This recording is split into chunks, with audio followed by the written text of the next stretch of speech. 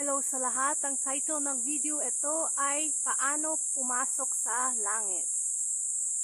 So, sabi ni Jesus Christ, ito ang homework sa mga believers na gustong pumasok sa langit. Kailangan nyo magbasa at matuto at memorize ang mga salita ni Jesus Christ at gawin yon araw-araw. Tapos, meron kayong test. At yung mga test nyo ay mga hirap sa buhay, pagsubok. If meron kang sakit, pagsubok yan. At kailangan i-pass mo yung mga test mo. Tapos, kung nagawa mo na lahat yan, at pasado ka na, that day will come, kukunin ka ni Jesus Christ at papasok ka na sa langit.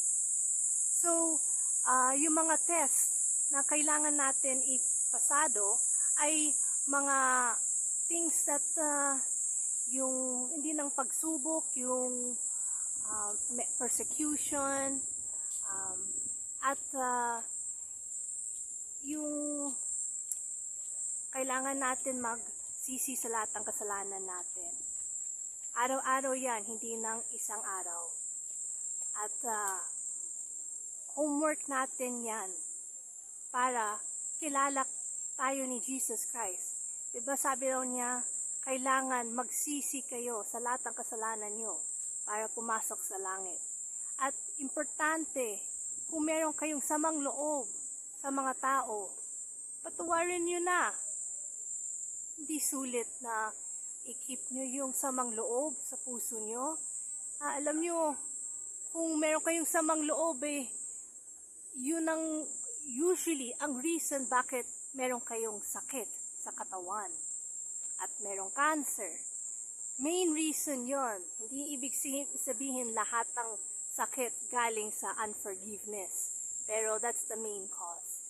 So, kasi meron kang galit sa puso. So, kailangan patawarin, meron kang pagmamahal sa puso mo at peace of the Lord Jesus Christ. At when napasado mo na lahat ng pagsubok sa buhay at nagsisi ka na sa lahat ng kasalanan mo, na yung sisi ng hindi ng sabihin mo kay Jesus Christ, sorry sa lahat ng kasalanan ko, hindi ko ulitin. Hindi, kailangan magbagong buhay, magbagong ugali, bagong isip. At tutulungan ka ni Holy Spirit, baguhin mo ang buhay mo. So, yun ang homework natin. At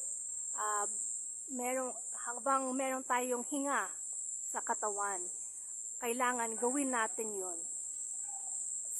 So, this is the end of the video.